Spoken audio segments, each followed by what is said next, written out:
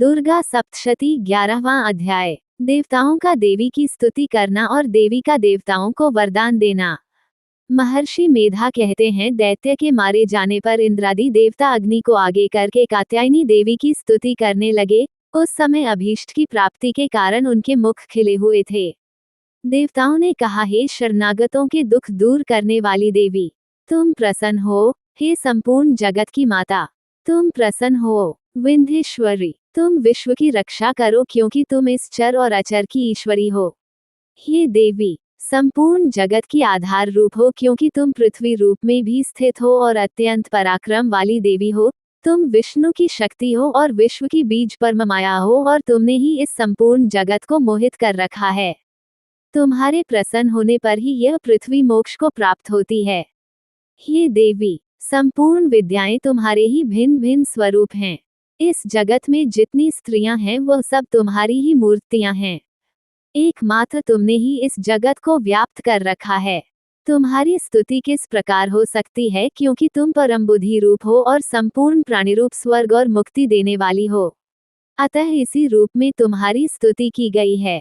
तुम्हारी स्तुति के लिए इससे बढ़कर और क्या युक्तियां हो सकती हैं। संपूर्ण जनों के हृदय में बुद्धिरूप होकर निवास करने वाली, स्वर्ग तथा मोक्ष प्रदान करने वाली है नारायणी देवी, तुमको नमस्कार है। कलाकाष्ठा आदि रूप से अवस्थाओं को परिवर्तन की ओर ले जाने वाली तथा प्राणियों का अंत करने वाली नारायणी, तुमको नमस्कार है। हे नारायणी, संपूर्ण मंगलों के मंगलरूप वाली, हे शिवे, हे संपूर्ण प्रयोजनों को सिद्ध करने वाली, हे शरणागत वत्सला, 3 नेत्रों वाली गौरी, तुमको नमस्कार है। सृष्टि, स्थिति तथा संहारव की शक्ति भूता, सनातनी देवी, लैसदन गुणों का आधार तथा सर्व सुखमयी नारायणी, तुमको नमस्कार है। हे शरण में आए हुए शरणागतों, दीन दुखियों की रक्षा में तत्पर, संपूर्ण पीड़ाओं को हरने वाली है नारायणी, तुमको नमस्कार है। हे नारायणी, तुम ब्रह्माणी का रूप धारण करके हंसों से जुते हुए विमान पर बैठती हो तथा कुश से अभिमंत्रित जल छिड़कती रहती हो, तुम्हें नमस्कार है। महेश्वरी रूप से त्रिशूल, चंद्रमा और सर्पों को धारण करने वाली है महावृषभ वाहन वाली नारायणी, तुम्हें नमस्कार है। मोरों तथा मुकुटों से घिरी रहने वाली, महाशक्ति को धारण करने वाली है कौमारी रूप धारिणी, निष्पाप नारायणी, तुम्हें नमस्कार है। हे शंख, चक्र, गद, श्रांग, धनुष रूप आयुधों को धारण करने वाली वैष्णवी शक्ति रूपा नारायणी, तुम हम पर प्रसन्न हो, तुम्हें नमस्कार है।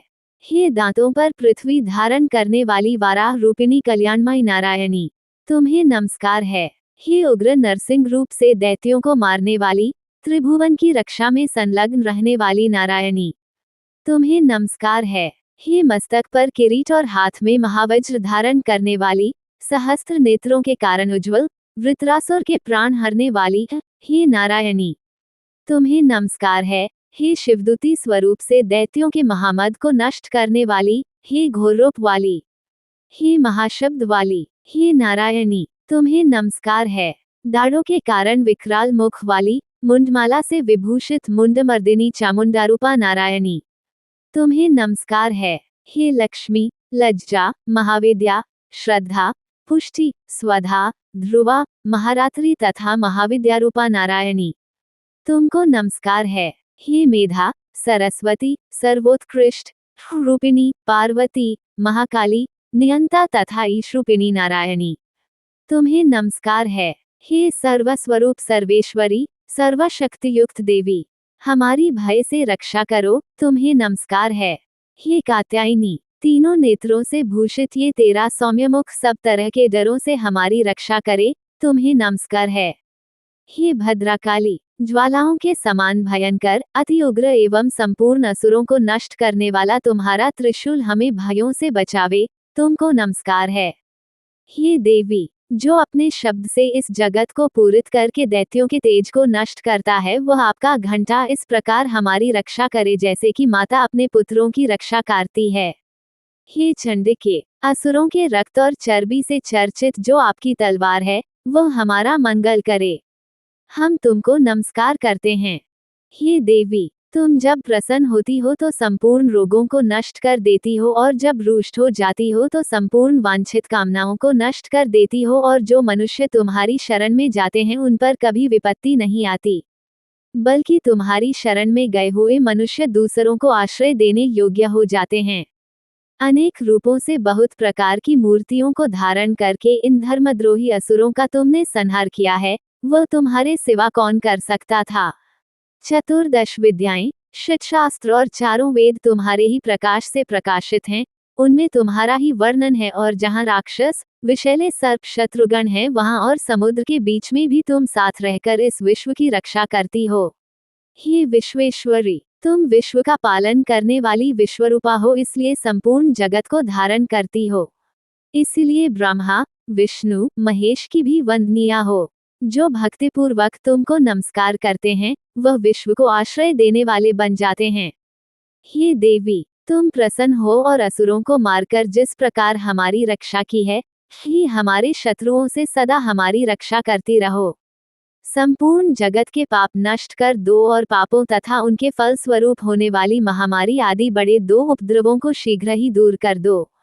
विश्व की पीड़ा को हरने वाली देवी, शरण में पड़े हुओं पर प्रसन्न हो। त्रिलोक निवासियों की पूजनीय परमेश्वरी, हम लोगों को वरदान दो। देवी ने कहा, हे देवताओं, मैं तुमको वर देने को तैयार हूँ। आपकी जैसी इच्छा हो वैसा वर मांग लो, मैं तुमको दूंगी। देवताओं ने कहा, हे सर्वेश्वरी, त्रिलोकी के निवासियों की समस्त पीड़ाओं को तुम इसी प्रकार हरती रहो और हमारे शत्रुओं को इसी प्रकार नष्ट करती रहो। देवी ने कहा, वैवस्वत मनवंतर के 28वें युग में दो और महाअसुर शुंभ और निशुंभ उत्पन्न होंगे। उस समय मैं नंदगोप के घर से यशोदा के गर्भ से उत्पन्न होकर विंध्याचल पर्वत पर शुंभ और निशुंभ का संहार करूंगी। फिर अत्यंत भयंकर रूप से पृथ्वी पर अवतीर्ण होकर मैं विप्रचित्ति नामक दानवों का नाश करूंगी। उन भयंकर महाअसुरों को भक्षण करते समय मेरे दांत अनार पुष्प के समान लाल होंगे। इसके पश्चात स्वर्ग में देवता और पृथ्वी पर मनुष्य मेरी स्तुति करते हुए मुझे रक्तदंतिका कहेंगे। फिर जब 100 वर्षों तक वर्षा न होगी तो मैं ऋषियों की स्तुति करने पर आयोनिज नाम से प्रकट होंगी और अपने 100 नेत्रों से ऋषियों की ओर देखूंगी। अतः मनुष्य शताक्षी नाम से मेरा कीर्तन करेंगे। उसी समय मैं अपने शरीर से उत्पन्न हुए प्राणों की रक्षा करने वाले शाकों द्वारा सब प्राणियों का पालन करूंगी, और तब इस पृथ्वी पर शाकंभरी के नाम से विख्यात होंगी, और इसी अवतार में मैं दुर्ग नामक महाअसुर का वध करूंगी, और इससे मैं दुर्गा देवी के नाम से प्रसिद्ध होंगी। इसके पश्चात जब मैं भयानक रूप धारण करके हिमालय निवासी ऋषियों महर्षियों की रक्षा करूंगी, तब भीमा देवी के नाम से मेरी ख्याति होगी, और जब फिर अरुण नामक असुर तीनों लोकों को पीड़ित करेगा, तब मैं असंख्य भ्रमरों का रूप धारण करके उस महादैत्य का वध करूंगी। तब स्वर्ग में देवता और मृत्युलोक में मनुष्य मेरी स्तुति करते हुए मुझे भरामरी नाम से पुकारेंगे। इस प्रकार जब जब पृथ्वी राक्षसों से पीड़ित होगी, तब तब मैं अवतरित होकर शत्रुओं का नाश करूंगी।